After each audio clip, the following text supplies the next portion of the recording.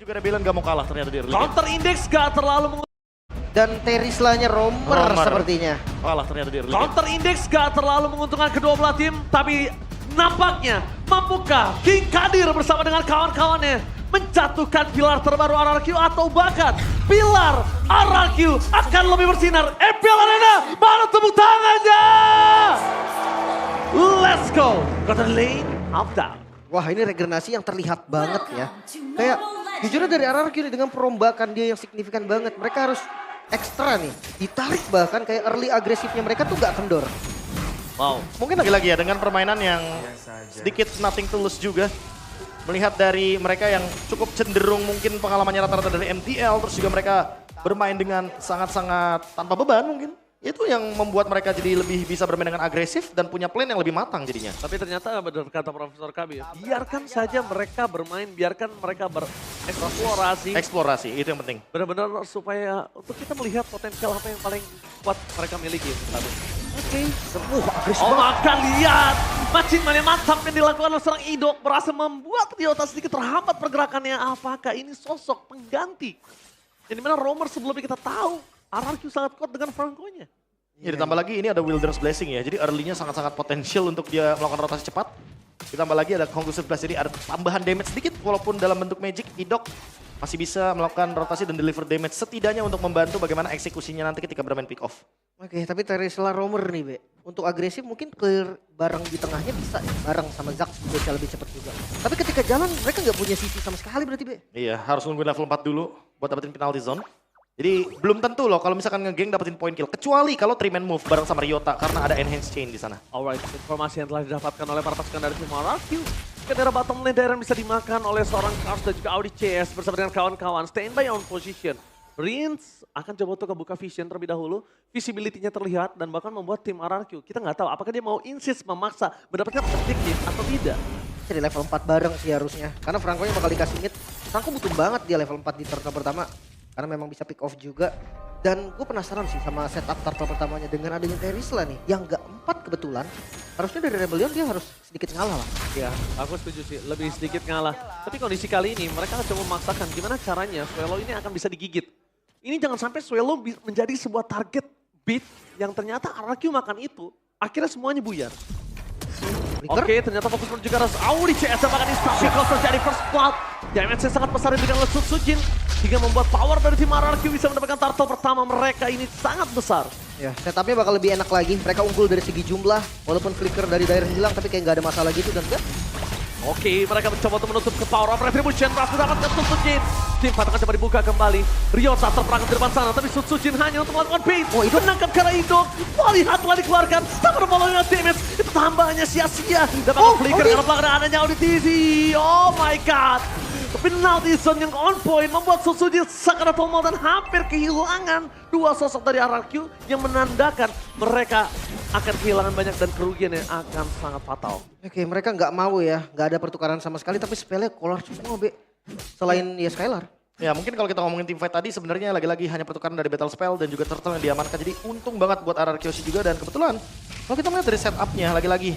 Karena Audi CS-nya nggak 4 sih tadi itu bakal langsung one-sided banget ke RRQ Hoshi. Wow, 3-3 untuk talent prediction kali ini. Inggris mereka menuju ke arah RRQ, sedangkan dari talent Indonesia menuju ke arah Rebellion semua ada bahkan di depan sana. Audi CS yang udah tidak memiliki lagi flicker harusnya bisa dimakan oleh para pasukan dari tim RRQ. Masih mania gagal, didapat menuju ke belakang dan tim mencoba untuk menyelamatkan kawanan dari para pasukan dari tim RRQ. Satu poin kill hampir didapatkan tapi ternyata terperangkap dan Skylar menyelamatkan RRQ dari kegagalan tim fight yang mereka miliki. Sutsujin coba untuk menghindari enhance chain yang dimiliki dari seorang Ryota. Hampir saja gajahnya mematok Sutsujin. Dan Skylar dengan kondisi early game dia nggak bisa terlalu bersinar. Dan bahkan dia harus ditemani oleh Rinso untuk bisa melakukan sedikit cover. Clear yang sangat sulit. Tapi kesalahan yang jangan sampai terulang. Memaksakan clear dengan satu gerobak saja tapi dengan kehilangan banyaknya point kill. Itu sangat berbahaya. Full plating, Be. Ini cepet banget loh recovernya dari Rebellion. Ya efek summoners juga ya bisa ngelakuin zoning out dan mendapatkan vision. Point plus juga karena di sini Matt-nya tadi sempat kalah dari segi laningnya. EXP-nya cukup ketinggalan dan mungkin agak sedikit ngebuka space dia bagian bawah karena emang kebetulan dia area bottom lane gak ada team fight yang terjadi. Kars juga masih aman-aman aja, dia bahkan rotasi duluan untuk bagian top lane. Sehingga ini yang mungkin membuat Sutsujin sedikit lebih unggul ya secara level. Dan kita akan melihat adu retribution lagi. Kalau masih dia dapatkan oleh RRQ Hoshi, mereka setidaknya gak rugi-rugi banget walaupun di top lane kalah tadi. Oke, kalau mereka dapat, kasusnya jangan lupa. Audi, King Kadir kali ini. What happened King Kadir? Terlalu dini untuk membuka penalty zone. Sepertinya Predict yang cukup sulit membuat para pasukan dari tim RRQ mereka mendapatkan keuntungan. Di depan sana, nice. mereka berhasil mendapatkan Tyre dengan damage yang terlalu besar. Tapi Skylar free hit dan belakang mendapatkan Yota. No power of the Revolution. Hampir kehilangan Kas. 2 poin kill sangat mahal. Sutil mengamuk. Juga Audi Chester, Lekan Pump. Serigala berbulu domba. Berhasil mendapatkan double kill. Plus the power of Turtle, Profesor. Wah ini berlipat ganda sih lagi-lagi. Keuntungan point kill ditambah lagi dengan ada Red Turtle. Mereka dapetin banyak banget advantage. Bahkan invade jungle, Be. Invade jungle pula di bottom lane walaupun pertukarannya adalah turret. Tapi menurutku nggak rugi-rugi banget karena nggak ada pertukaran lagi ternyata untuk Rebellion. Mereka emang dapetin bottom lane outer turret. Tapi top lane-nya hancur juga karena Spear of Destruction-nya tidak mengenai siapapun.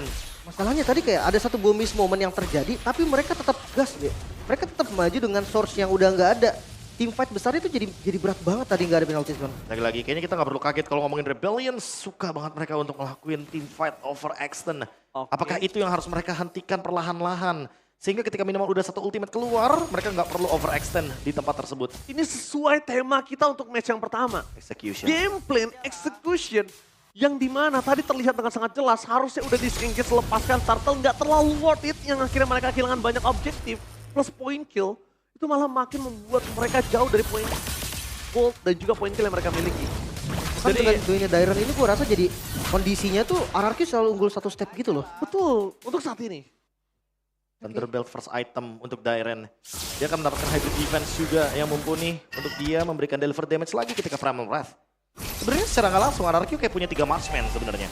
Ya, ada Irit juga ketika nanti dia keluar dengan mode Pylex tapi ya, Skylar masih aman dengan adanya entropy. Dan itu akan terus-terusan dia ulang gitu loh untuk di bagian top lane. Agar nanti top lane-nya tetap bakal kepres terus sebagai Rebellion. Ditambah lagi Matt juga nggak akan bisa menggunakan Wind of Nature kali ini. Dia nggak akan berguna. Jadi akan lebih sulit untuk bisa bingung gimana caranya nutup karena Rose Gold itu nggak bakal juga worse. Harus Athena Shield sih. Athena Shield, mau Radiant, bahkan mungkin Haskell juga bisa menjadi sebuah jawaban. Tapi kayaknya kalau Athena susah juga sih match-nya sampai bikin Athena ya. Di item terakhir mungkin masih masuk juga. Masalahnya udah paling tepat adalah lawan balik ketika berhadapan dengan Nathan. Haskell bisa menjadi sebuah jawaban. Macam mantap! Bercekara Sorkas. Di depan sana mereka berhasil all-in, berhasil mendapatkan provokan di balik dari para pasukan RRQ. Sekalipun mereka mendapatkan Audi, mereka akan lebih punya keuntungan yang sangat banyak. Lihat dari Riz, memaksa mendapatkan Velo yang tidak memiliki lagi ultimate dan Maciman yang mantap! Maciman from Nito berhasil membuat para pasukan dari tim RRQ mendapatkan 3 poin kill plus Turtle lagi. Wow, lagi-lagi terjadi. Mereka kalah jumlah, mereka nggak punya source damage yang pasti, tapi mereka memaksakan team fight dan akhirnya RRQ mendapatkan keuntungan yang lebih bagus lagi, Be. Perfect Turtle untuk kawanan RRQ Hoshi, ditambah lagi dari Spear of Destruction yang miss. Jadi nggak ada yang bisa di follow up sama Matt. Sekalipun Matt datang, tapi tadi aku nggak yakin kalau itu team fight-nya akan bisa diunggulkan sama Rebellion karena mereka udah kehilangan satu member. Mereka Kars nggak punya bahkan. Iya itu dia. Mereka nggak punya jangkar, mereka nggak punya badan tertebal dari glue yang masih mampu untuk bertahan dari semua damage yang bisa diberikan. Prof, ini Kars adalah satu-satunya sosok orang yang bisa membawa RRQ kehilangan 1 poin kill. Bukan Audi. Audi mungkin bisa menjadi sebuah distraction di sana atau cancellation terhadap sosok Franco. Tapi Kars, main utamanya di Kars. Dan mereka berani untuk nge-all-in Kars karena mereka sadar selama masih ada Kars, sekalipun Audi CS ini tumbang, ini nggak terlalu impact-nya besar terhadap RRQ bisa mendapatkan Turtle. Mungkin lagi-lagi sih kalau menurutku gara-gara attack defense-nya. Tadi Matt show di top lane, makanya teman-teman dari RRQ sih berani ganyang langsung Kars-nya. Karena mereka udah tahu informasinya, Moskov di atas ya udah berarti Rebellion berempat. Mereka bakal makan dengan macro play tersebut. Dan lagi-lagi selama mereka dorong wave minionnya, RRQ akan selalu untung karena mereka dapetin vision yang lebih banyak. Oke, masih banyak mantap dari seorang Kars dan damage yang cukup untuk bersama dengan Kars. Karena Skylar dengan entropinya udah maksimal di depan sana. Audi, Winter Crown tidak akan bisa mendapatkan dirinya bisa selamat di depan sana. Bahkan para pasukan dari tim RRQ berhasil mendapatkan Skylar juga. 3 hilang, gak ada jawaban. Dan bahkan di depan top lane, walaupun mereka masih punya pasif, Skylar bisa bebas untuk bisa menghancurkan seluruh pasifnya. Sebelum menit ke-12. Wow, ini dia perfect initiation dan lagi-lagi Skylar dia Oh no, perfect wait, positioning. Gap base udah gak ada pasif. Dan mereka akan coba untuk mendapatkan base sudah ke mid lane yang tandanya Lord yang pertama akan bergerak bebas tanpa ada hambatan. Wow, ini dia satu buah keunggulan dengan pertukaran yang sebenarnya dari tadi dilakukan sama Rebellion tapi belum terlihat worth it sama sekali. Wah, pertukaran point kill lagi-lagi ya. 3 kali Spear of Destruction-nya. Itu kayak jadi sinyal kalau misalkan Rebellion emang nggak bisa ngelakuin team fight secara paksa. Betul. Dan sekarang ini adalah sebuah jawaban dari Matt harusnya. Kalau misalkan dia harus kenain minimal 1 kali Spear of Destruction. Karena Lord akan didapatkan secara gratis. Dengan perbedaan gold yang akan lebih melambung tinggi menuju ke 8.000 gold difference. Wah. Oke. Prof ini map awareness dari Matt sih udah harus standby ya. Kenapa? Jadi dia kalau bisa clearnya nggak apa-apa, nggak usah diselesaikan. Tapi dia pastikan udah punya Spear of Distraction yang bisa membantu kawanan team fight. Ya, slow push solusinya ya. Ya. Gerobaknya jangan dihancurin teman-teman biar nanti kita bisa lebih unggul secara angka dari minionnya. Jadi tetap bakal kedorong gitu loh minionnya. Oke. So dari audience prediction 85% suara loh untuk RRQ. Tapi lihat winning condition dari RRQ, mereka udah berkumpul. Dan landingnya bagus banget sekarang, 3 lane push bisa banget terjadi. Di lane push sudah mereka lakukan di sini. Para pasukan dari tim RRQ standby on position Skylar. Mereka masih menahan, tidak mau terbuka dengan estropinya. Karena target utamanya adalah siapapun yang dimakan nanti oleh seorang Idok. Mau sekeras apapun Kars dan juga Audi. Harus tumbang, tapi Skylar. Really? Lihat dia berani melakukan barter yang mungkin itu tidak bisa dimiliki dari Skylar. Dan bahkan bisa membahayakan nyawanya. Ternyata berhasil mendapatkan 1 barter dan flicker. Dan dilakukan Idok masih terbuang sia-sia.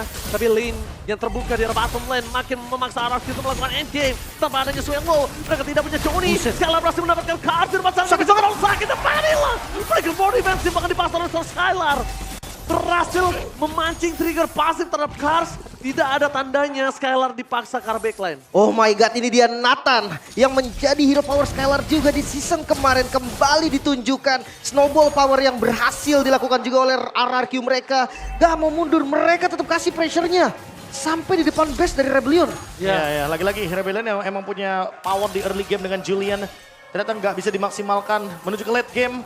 Moskovnya pun masih butuh waktu walaupun udah punya Rose Gold Meteor. Tapi masih akan tembus magic damage-nya karena ada 3 resource magic damage yang cukup. Iya, bahkan tadi kita ngelihat kayak Swallow itu nggak nafas sama sekali loh. Ya. Entropinya entropi agresif masalahnya ini. Jadi di sini Lim, kondisinya kita lihat early game plan-nya gagal Rebellion. Menimbulkan hasil prematur Skylar dengan Nathan-nya. Ya, ini Nathan yang menjadi pembuktian juga tentunya harusnya dari Skylar. Karena membalas dan menjawab apa yang terjadi di week yang pertama dengan banyaknya pertanyaan juga. Tapi untuk sekarang bukan cuma prematur sih, 10.000 gold ini dapetin Lord 1 lagi dengan item yang udah hampir sepenuhnya dimiliki oleh teman-teman dari RRQ Yoshi. Kemungkinan besar mereka bisa nabrak secara nggak langsung sih untuk base dari Rebellion. Even nantinya dari teman-teman Rebellion masih ada 5 membernya yang survive. Ini kalau misalnya ke arah Bloodwings, Skylar akan lebih bebas. Tapi kita nggak tahu apakah nanti tiba-tiba Skylar akan ubah ke arah Winter Crown. Karena dia butuh untuk bertahan hidup juga. Just in case akan terbang ke arah belakang, dia masih bisa survive. Bloodwings. Ya, Bloodwings. Tandanya kalau dia Bloodwings, Skylar nggak takut untuk menyelesaikan game ini dengan Lord yang selanjutnya. Mungkin karena ya tadi di snowball powernya ini yang terlalu kuat di awal. Jadi kayak dia full damage aja. Dia punya inisiator juga, ada Idok. Ada juga Rins yang bisa cover dia. Bahkan Dairon kalau memang dibutuhkan ya dia akan jadi cover. Dan Dairon selalu jadi cover untuk Skylar. Kalau misalnya kalian sadar, lihat tadi ketika Katya di all in sama Skylar, Dairon dia pakai paksa Primal Ward ke depan. Dan ini game execution play. Kalau misalnya dari Rebellion gak mundur, mereka bisa terkena wipe. Mereka bisa kehilangan gamenya dengan menit sekarang. Oke, dan sekarang ngomongin winning condition di RRQ. Mereka udah ngejebolin 3 best turret bahkan dari Rebellion sendiri. Tapi kalau untuk Rebellion nih, 1 lane sebenarnya masih possible buat dipegang. Masih banget, tapi ya lagi-lagi kayaknya minion bakal didorong sama Super Wave Minions. Ini tuh yang akan menguntungkan banget bagi teman-teman dari RRQ Yoshi. Jadi mau nggak mau ya kalau mereka mau potong 1 wave-nya, kayaknya itu mengorbankan banyak hal sih. Lihat formasinya dari RRQ. Mereka udah tutup semuanya dengan formasi 2-1-2. Hanya ada Rins di bagian mid lane yang bertugas untuk melakukan freeze terhadap minionnya dan 3 lane push is real. 3 lane push is real dengan pilar terbaru mereka memaksa menuju ke arah Samsung Audi. Depan sana Skylar mencoba untuk mendapatkan scar dari sisi yang lainnya. Damage sangat besar, dengan defensif masih menangkap ke arah Skylar. Tapi nampaknya para pasukan dari tim RRQ mereka melakukan distraction dan berhasil mendapatkan Swallow. Ini bencana, mereka hilang fokus untuk defense mana yang akan coba dituju dan Skylar akan melakukan buying time. RRQ OG take the game 1 dengan flawless. one-sided Israel. Yes, one-sided game terjadi kali ini, pilar baru